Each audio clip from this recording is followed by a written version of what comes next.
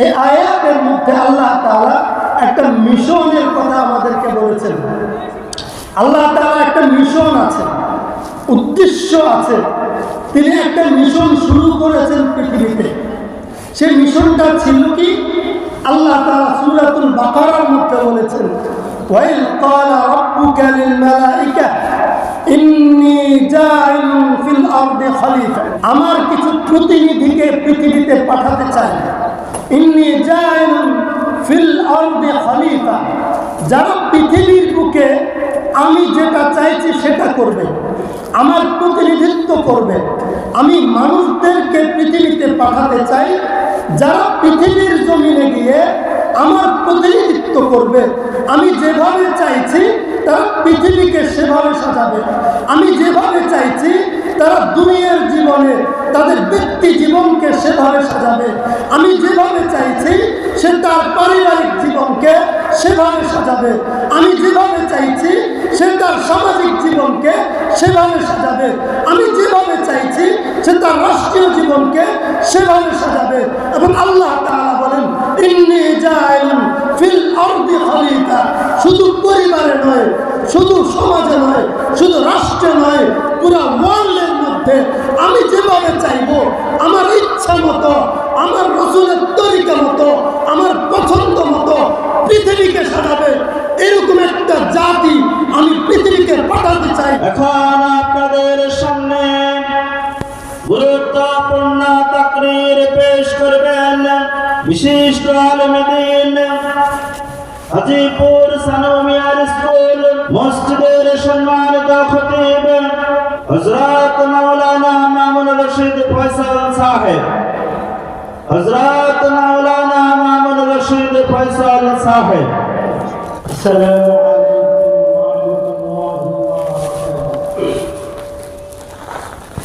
إن الحمد لله الذي أكرمنا بالإيمان وشرفنا بالإحسان وهدانا وما كنا لنهتدي لولا هدانا الله ونشهد أن لا إله إلا الله وحده لا شريك له لا خالق إلا الله ولا رازق إلا الله لا مالك إلا الله ولا مميت إلا الله ونشهد أن سيدنا ونبينا وقرة أعيننا نبي الهدى محمد مصطفى صلى الله عليه وسلم وعلى آله وأصحابه وبارك وسلم تسليما كثيرا أما بعد فأعوذ بالله من الشيطان الرجيم بسم الله الرحمن الرحيم يريدون أن يطفئوا نور الله بأفواههم ويأبى الله إلا أن يتم نوره ولو كره الكافرون هو الذي أرسل رسوله بالهدى ودين الحق ليظهره على الدين كله ولو كره المشركون آمنت بالله صدق الله مولانا العظيم وصدق رسوله النبي الكريم ونحن على ذلك لمن الشاهدين والشاكرين والحمد لله رب العالمين سبحانك لا علم لنا إلا ما علمتنا إنك أنت العليم الحكيم رب زدني علما رب اشرح لي صدري ويسر لي أمري واحلل عقدة من لساني يفقه قولي رب يسر ولا تعسر وتمم علينا بالخير চৌমোহনী পৌর ইমাম কমিটি এবং ব্যবসায়ী গণের উদ্যোগে আয়োজিত 5 দিন ব্যাপী আজিম শান তাফসীরুল কুরআন মাহফিলের প্রথম অধিবেশনে আখেরি দিনে আল্লাহ তাআলার ফজল ও করমে কোরআনের মজলিসে আসার বসার কিছু কথা বলার এবং শোনার সুযোগ করে দিয়েছেন। এই জন্য আমরা সকলে আল্লাহ তাআলার দরবারে কালিমাতুশ শুকর আদায় করছি। আলহামদুলিল্লাহ আলহামদুলিল্লাহ। পুরা নোয়াখালীর মধ্যে এই মজমা ঐতিহ্যবাহী মজমা, তাকওয়ার উপর প্রতিষ্ঠিত একটা মজমা। এই মজমায় বছরের পর বছর যোগশ্রেষ্ঠ ওলামায়ে কেরাম আমরা শেষে চলে গেলাম, আলোচনা করেছেন, দোয়া দিয়েছেন। সেই ধারাবাহিকতায় 2024-এর শেষ দিনের প্রথম অধিবেশন শুরু হয়েছে। আল্লাহ তাআলা চাহে তো ঠিক আছে, আসার সময় বড়দের নির্দেশ পালনার্থে কোরআন সুন্নাহের আলোকে কিছু কথা বলার চেষ্টা করব, যে কথাগুলো আমাদের জন্য প্রযোজ্য।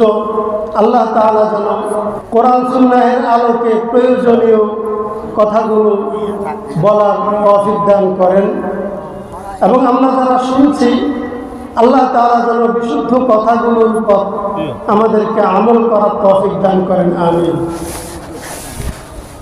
আমি তিলাওয়াত করেছি সূরাতুত তাওবার 32 এবং 33 নম্বর আয়াতে কারিমা। যেহেতু এটা তাফসীরুল কোরআন মাহফিল, সেহেতু এই মাহফিলে বসে নিজের মন গড়া কথা বলার সুযোগ নেই। রাসূল কারীম সাল্লাল্লাহু তাআলা আলাইহি ওয়াসাল্লাম বলেছেন, আলা কুল্লুকুম রাঈন ওয়া কুল্লুকুম মাসউলুন আন রাইয়াতিহি। প্রত্যেক মানুষ দায়িত্বশীল। প্রতিটা মানুষকে আল্লাহ পাক রব্বুল আলামিন নিজস্ব অঙ্গনে ক্যাপাসিটি অনুযায়ী দায়িত্ব দিয়েছেন। কাউকে শুধু ফ্যামিলির দায়িত্ব আল্লাহ তাআলা দিয়েছেন, কারো দায়িত্বের পরিধি ফ্যামিলি চাপিয়ে সমাজ পর্যন্ত গড়িয়ে যায়, কারো দায়িত্বের পরিধি সমাজ চাপিয়ে রাষ্ট্র পর্যন্ত গড়িয়ে যায়, আবার কারো দায়িত্বের পরিধি রাষ্ট্রকে চাপিয়ে যারা ওয়ার্ল্ড ওয়াইড, কারো কাঁধে দায়িত্বের ভার উঠে যায়। যে যতটুকু যোগ্যতা অর্জন করে তার উপর ঠিক সেই পরিমাণ দায়িত্বের ভার আল্লাহর পক্ষ থেকে পড়ে এবং প্রতিটা মানুষকে তার উপর দেয়া দায়িত্ব আদায়ের ব্যাপারে আল্লাহ তাআলা প্রশ্ন করবেন হাসরের দিন। হাসরের ময়দানে আল্লাহ তাআলা প্রশ্ন করবেন প্রত্যেকটা মানুষকে তার দায়িত্ব পালন সম্পর্কে। যখন কোনো মানুষ দায়িত্ব পালনে ব্যর্থ হবে, জবাবদিহি করতে ব্যর্থ হবে, আল্লাহ পাকের আদালতে আসামি হিসেবে তাকে দাঁড়াতে হবে, পরিণামে তাকে জাহান্নামে যেতে হবে। আর যদি কেউ দায়িত্ব পালন করতে সচেষ্ট হয়, আল্লাহ তাআলার ফজল ও করমে সে যদি দায়িত্ব আদায় করতে পারে অথবা চেষ্টা করে, আল্লাহ তাআলার দয়া এবং মেহেরবানি যদি থাকে, ওই ব্যক্তিকে আল্লাহ তাআলা সে কঠিন দিনে পুরস্কৃত করবেন, জান্নাত দান করবেন। সুবহানাল্লাহ। এই জন্য আজকে আমি যে আয়াতে কারিমা তেলাওয়াত করেছি, এই আয়াতের মধ্যে আল্লাহ তাআলা একটা মিশনের কথা আমাদেরকে বলেছেন। আল্লাহ তাআলা একটা মিশন আছে, উদ্দেশ্য আছে। তিনি একটা মিশন শুরু করেছেন পৃথিবীতে। সেই মিশনটা ছিল কি? আল্লাহ তাআলা সূরাতুল বাকারার মধ্যে বলেছেন, ওয়াইল ক্বালা রাব্বুকা লিল মালাইকা ইন্নী জাইলুন ফিল আরদি খলিফা। আল্লাহ তাআলা সূরাতুল বাকারার মধ্যে বলেন, আমার কিছু প্রতিনিধিকে পৃথিবীতে পাঠাতে চাই। ইন্নী জাইলুন ফিল আরদি খলিফা, যারা পৃথিবীর বুকে আমি যেটা চাইছি সেটা করবে, আমার প্রতিনিধিত্ব করবে। আমি মানুষদেরকে পৃথিবীতে পাঠাতে চাই, যারা পৃথিবীর জমিনে গিয়ে আমার প্রতিনিধিত্ব করবে। আমি যেভাবে চাইছি তারা পৃথিবীকে সেভাবে সাজাবে। আমি যেভাবে চাইছি তারা দুনিয়ার জীবনে তাদের ব্যক্তি জীবনকে সেভাবে সাজাবে। আমি যেভাবে চাইছি সে তার পারিবারিক জীবনকে সেভাবে সাজাবে। আমি যেভাবে চাইছি সে তার সামাজিক জীবনকে সেভাবে সাজাবে। আমি যেভাবে চাইছি সে তার রাষ্ট্রীয় জীবনকে সেভাবে সাজাবে।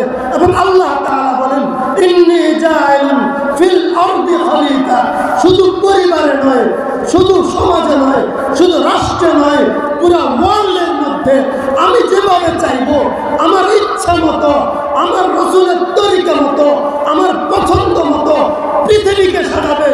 এরকম একটা জাতি আমি পৃথিবীকে পাঠাতে চাই। এই কথাটা আল্লাহ তাআলা ফেরেশতাদের সামনে যখন উপস্থাপন করেছেন, ফেরেশতারা বুঝতে পারেনি আল্লাহ তাআলার প্রতিনিধিত্ব মানে কি। তারা ভেবেছিল আল্লাহর প্রতিনিধিত্ব মানে শুধু ইবাদত করা, শুধু তাসবিহ পড়া, শুধু আল্লাহ তাআলার গুণকীর্তন করা। এই জন্য তারা আল্লাহ তাআলাকে জবাবে বলেছেন, ওয়ানাহনু নুসাব্বিহু বিহামদিকা ওয়া নুকদ্দিসু লাক। আল্লাহ, আমরা তো আপনার প্রশংসা গাই, আমরা তো আপনার তাসবিহ পাঠ করি, আমরা তো আপনার ইবাদত করি, তবুও কি আপনি এমন এক জাতিকে পৃথিবীতে পাঠাবেন যেই জাতি আতাজআলু ফিহা মান ইউফসিদু ফিহা ওয়া ইয়াসফিকু দিমা, যাদের বৈশিষ্ট্য হবে তারা পৃথিবীর বুকে রক্ত ঝরাবে, রাস্তায় মানুষ খুন করবে, ইজতেমার ময়দানে মানুষকে মানুষ খুন করবে, বাজারে ঘাটে হাটে মানুষ খুন করবে, ঘরে বাজারে মানুষকে মানুষ খুন করবে, আয়না ঘরে নিয়ে মানুষকে মানুষ খুন করবে। আল্লাহ তাআলাকে ফেরেশতারা বলছেন, আতাজআলু ফিহা মান ইউফসিদু ফিহা ওয়া ইয়াসফিকু দিমা। ও আল্লাহ, আমরা তো বুঝতে পারছি না আপনি কেমন প্রতিনিধি পাঠাতে চাইছেন। আপনি কি এমন প্রতিনিধি পৃথিবীতে পাঠাতে চাচ্ছেন যারা জনপদে রক্ত ঝরাবে, যারা ঘরে বাইরে রক্ত ঝরাবে, যারা পৃথিবীর জনপদকে রক্তে লাল করে ফেলবে? আপনি কি এমন প্রতিনিধি পাঠাতে চান? ফেরেশতারা আল্লাহকে বলছেন, আপনি কি এমন প্রতিনিধি পাঠাতে চান যারা পৃথিবীতে মারামারি করবে, কাটাকাটি করবে, একে অপরের রক্ত ঝরাবে, একে অন্যের সাথে শত্রুতা করবে? এটাই যদি করে তাহলে প্রতিনিধি পাঠানোর দরকার কি? আমরা তো আছি, নাহনু নুসাব্বিহু বিহামদিকা ওয়া নুকদ্দিসু লাক, আমরা আপনার প্রশংসা করি, আমরা তো আপনার তাসবিহ পাঠ করি, আমরা তো ইবাদতে লিপ্ত আছি। আল্লাহ তাআলা বলেন, ইন্নী আ'লামু মা লা তা'লামুন। ও আমার ফেরেশতারা, আমি যা জানি তোমরা তা জানো না। তোমরা তো ভেবেছো আমার বান্দা মানে শুধু ইবাদত করা, নিজে তাসবিহ পড়া, আমার বান্দা মানে শুধু নিজের আমল নিয়ে পেরেশান থাকা। আমার খলিফা মানে এটা নয়। ইন্নী জাইলুন ফিল আরদি খলিফা, আমি যাদেরকে খলিফা হিসেবে পাঠাবো তারা শুধু পৃথিবীতে তাসবিহ তাহলিলের মধ্যে সীমাবদ্ধ থাকবে না। রাসূলকে বলছেন, ইয়া আইয়ুহার রাসূল বাল্লিগ মা উনজিলা ইলাইকা মির রাব্বিক। হে আমার নবী, আপনাকে আমি যে বিধান দিয়েছি, আপনাকে আমি যে দিন দিয়েছি, আপনাকে আমি যে ধর্ম দিয়েছি, বাল্লিগ মা উনজিলা ইলাইকা মির রাব্বিক, আপনি আপনার রবের পক্ষ থেকে যা কিছু পেয়েছেন আপনি প্রত্যেকটা বিষয় পুঙ্খানুপুঙ্খরূপে অন্যের কাছে পৌঁছে দেন। ওয়াইল্লাম তাফআল, ফামা বাল্লাগতা রিসালাতা, যদি আপনি আমার দেয়া রিসালাতের দায়িত্ব প্রত্যেকের কাছে প্রত্যেক বিষয় না পৌঁছে দেন, তাহলে ফামা বাল্লাগতা রিসালাতা, আপনার দায়িত্ব আদায় হবে না। আল্লাহু ইয়াসিমুকা মিনান নাস, আপনি মনে রাখবেন আপনার দাওয়াতের পথে, দায়িত্ব পালনের পথে, কাজ করার পথে, হ্যাঁ, ইসলাম প্রচার প্রসার এবং প্রতিষ্ঠার পথে এক শ্রেণীর মানুষ থাকবে যারা আপনাকে বাধা প্রদান করবে, যারা আপনার বিরুদ্ধে বিভিন্ন ষড়যন্ত্রে লিপ্ত হবে। আমি তাদের ষড়যন্ত্র থেকে আপনাকে বাঁচাবো। সুতরাং আপনি মানুষদের কাছে দাওয়াত পৌঁছে দেন। উদউ ইলা সাবিল রাব্বিকা বিল হিকমা ওয়াল মাউইযাতিল হাসানা ওয়াজাদিলহুম বিল্লাতী হিয়া আহসান। আল্লাহ তাআলা বলেন, আমি যে জাতিকে আমার প্রতিনিধি বানাবো, আমার খলিফা বানাবো, উদউ ইলা সাবিল রাব্বিকা, তারা নিজেরা তো আমল করবে, অন্যকে আমার পথে রাখবে, বিল হিকমা, আমার রাসূলের তরিকায়, ওয়াল মাউইযাতিল হাসানা, সুন্দর ভাষায়, ওয়াজাদিলহুম বিল্লাতী হিয়া আহসান, প্রয়োজনে এমনভাবে তর্ক করবে, এমনভাবে মানুষকে বুঝাবে যেন পৃথিবীর বুকে যত মতবাদ আছে, যত চিন্তা দর্শন আছে, আমার দাওয়াতের সামনে, আমার মতবাদের সামনে, আমার উসুলের সামনে, ইসলামের বিধানের সামনে পৃথিবীর কোনো মতবাদ যেন টিকতে না পারে, কোনো মতবাদ যেন প্রতিষ্ঠা হতে না পারে। তারা এমন পদ্ধতিতে, এমন প্রক্রিয়ায় পৃথিবীতে দাওয়াতে কাজ করবে। উদউ ইলা সাবিল রাব্বিকা বিল হিকমা ওয়াল মাউইযাতিল হাসানা ওয়াজাদিলহুম বিল্লাতী হিয়া আহসান। আল্লাহর কথা রাখবে, রাসূলের তরিকায়, সুন্দর ভাষায়, উত্তম পদ্ধতিতে। প্রয়োজনে যদি তর্ক করতে হয়, তর্কের স্টাইল হবে এমন, যদি বহস করতে হয়, বহস হবে এমন, যদি মুনাজারা করতে হয়, মুনাজারা হবে এমন, যেন জাদিলহুম বিল্লাতী হিয়া আহসান, যেন এমন উত্তম পদ্ধতি হবে, এমন উত্তম প্রক্রিয়া হবে, এমন উপস্থাপনা হবে, এমন মজবুত দলিল হবে যেন পৃথিবীর কোনো মতবাদ ইসলামের বিধানের সামনে, ইসলামের মতবাদের সামনে টিকতে না পারে। সুবহানাল্লাহ। আল্লাহ তাআলা এই মিশন দিয়ে পৃথিবীতে মানুষকে পাঠায়। মিশন কি? পৃথিবীর বুকে আল্লাহ তাআলার বিধান প্রচার করবে, প্রসার করবে, প্রতিষ্ঠা করবে। এখন আল্লাহ তাআলা বলছেন, আমাদেরকে পাঠানোর পরে এই পথ কি নিরাপদ হবে? আমরা যে দ্বীনের কাজ করব, দাওয়াতের কাজ করব, আমরা যে মানুষদেরকে দ্বীনের দাওয়াত দিব, আমরা থেকে ইসলাম প্রতিষ্ঠা করব, এটা কি নিরাপদ পথ হবে, নাকি এই পথও কাটা থাকবে? আল্লাহ তাআলা সূরা আত-তাওবার মধ্যে বলছেন, ইউরিদুনা আন ইউতফিউ নূরাল্লাহি বিআফওয়াহিহিম। এক শ্রেণীর মানুষ আছে, এক শ্রেণীর কাফের আছে, এক শ্রেণীর মুশরিক আছে, যারা চাইবে পৃথিবীর বুকে আল্লাহ তাআলার বিধান, দ্বীনে ইসলামকে যে কোনো মূল্যে নিভিয়ে দিতে। যারা চাইবে ইসলামের পথে যারা দাওয়াতি কাজ করে সেই কাজটাকে বন্ধ করে দিতে, যারা চাইবে পৃথিবীর বুকে ইসলাম প্রতিষ্ঠার পথকে বাধা প্রদান করতে, এক শ্রেণীর মানুষ আছে পৃথিবীতে যারা এটা চাইবে। তারা কারা? আল্লাহ তাআলা বলছেন, কারিহাল মুশরিকুন। এরপরে বলছেন, ওয়ালাউ কারিহাল কাফিরুন।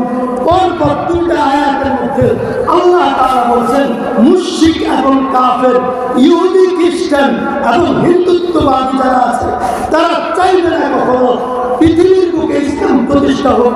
এটা পৃথিবীতে কেউ চাইবে না, ইহুদিরাও চাইবে না, খ্রিস্টানরাও চাইবে না, হিন্দুত্ববাদী মুশরিকরাও চাইবে না। এই জন্য আল্লাহ তাআলা বলছেন, আইয়ুতিউ নূরুল্লাহি বিআফওয়াহিহিম। যারা চাইবে না ইসলামের বিজয় হোক, যারা চাইবে না ইসলাম প্রতিষ্ঠা হোক, তারা ইসলামকে নিভিয়ে দেওয়ার জন্য, ইসলামের অগ্রযাত্রাকে থামিয়ে দেওয়ার জন্য বিভিন্ন ষড়যন্ত্রে লিপ্ত হবে। আল্লাহ তাআলার সিদ্ধান্ত, ওয়ায়াবাল্লাহু ইল্লা আন ইউতিম্মা নূরাহু। আল্লাহ তাআলা ইসলামের বিজয় মিশনকে সাকসেস করা পর্যন্ত থামবেন। সুবহানাল্লাহ। আল্লাহ তাআলার সিদ্ধান্ত, তিনি ইসলামকে পৃথিবীতে প্রতিষ্ঠা করেই ছাড়বে। যদিও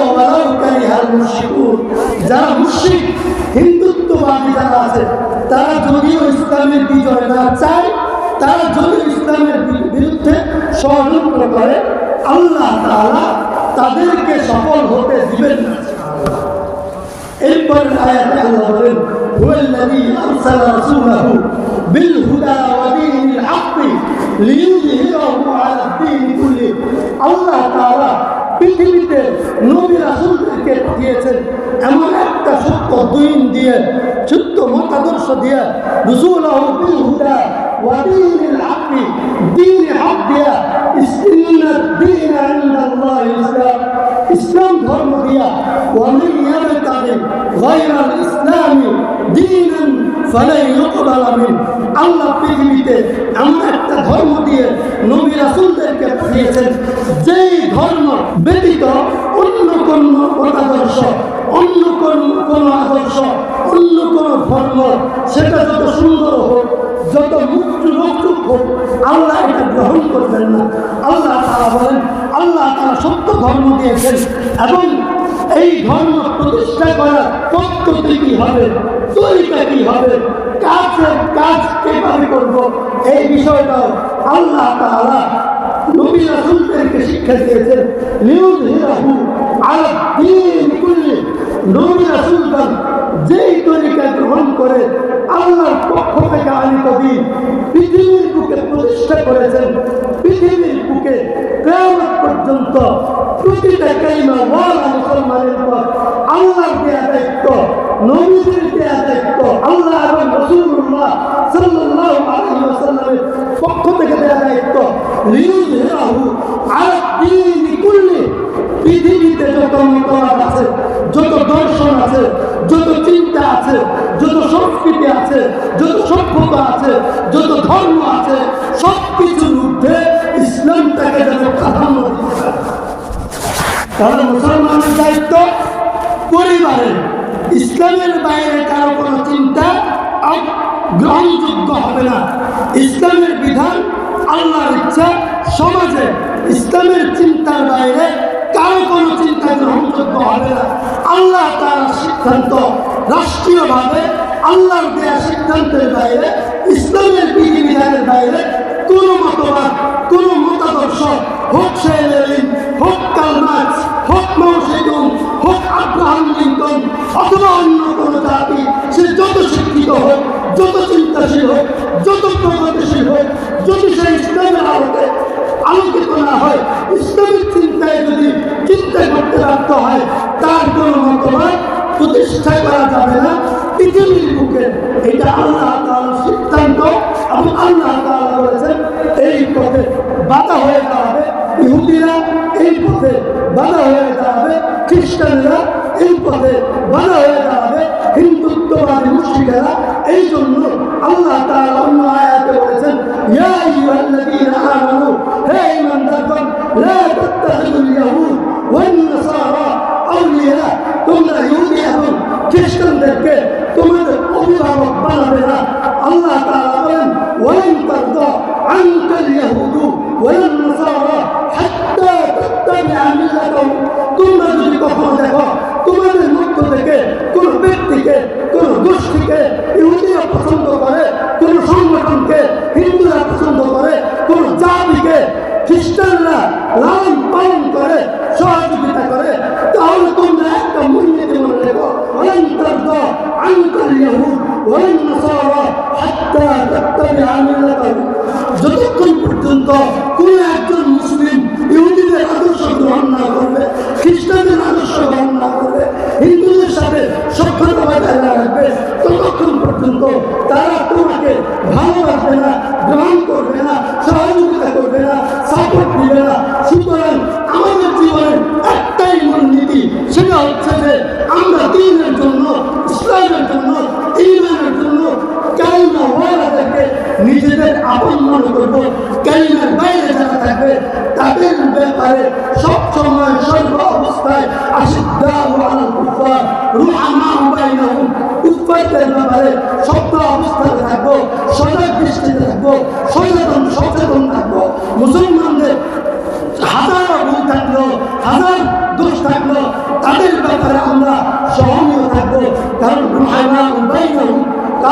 আমাদের শুভাকাঙ্ক্ষী নয়, মুমিন কালিমাওয়ালা আমাদের শুভাকাঙ্ক্ষী।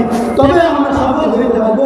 আল্লাহ তাআলা আমাদেরকে কবুল করুন, এই মাধ্যমে কবুল করুন, আমাদের মুরব্বীদেরকে কবুল করুন, যারা কবরবাসী হয়েছেন তাদের কবরে এই মাহফিলের ইশারে সওয়াব আল্লাহ তাআলা পৌঁছে দেন।